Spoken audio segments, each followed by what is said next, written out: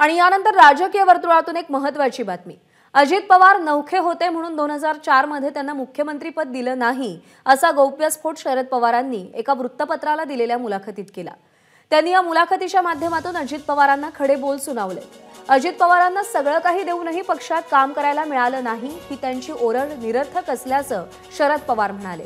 भुजबळ किंवा इतरांना मुख्यमंत्री केलं असतं तर पक्ष फुटला असता असं त्यांचं म्हणणं आहे। 2004 पासूनच प्रफुल्ल पटेल भाजपसोबत जाण्यासाठी आग्रही होते असा दावाही पवारांनी या मुलाखती दरम्यान केलेला आहे। दरम्यान शरद पवारांनी या मुलाखतीमध्ये अजित पवारांना नेमके काय खडे बोल सुनावले आपण पाहतोय। 2004 साली मुख्यमंत्रीपद काँग्रेसला देण्याचा निर्णय फार विचार करून घेतला होता।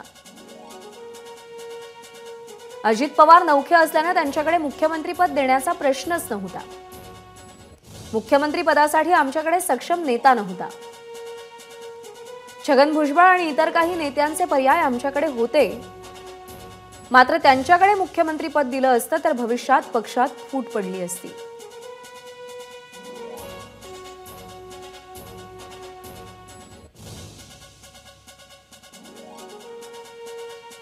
एका वृत्तपत्राला दिलेल्या मुलाखतीमध्ये शरद पवार यांनी हे भाष्य केलेलं आहे।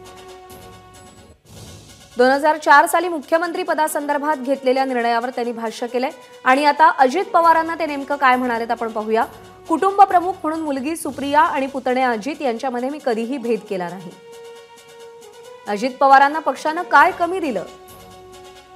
उपमुख्यमंत्रीपद, मंत्रीपद, विरोधी पक्षनेतेपद अशी विविध पदं दिली। सुप्रिया सुळे या 4 वेळा लोकसभेवर निवडून आल्या।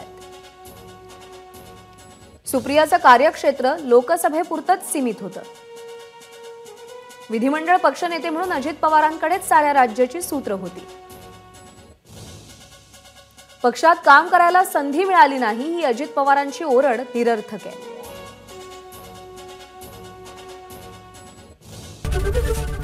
एबीपी माझा, उघडा डोळे बघा नीट।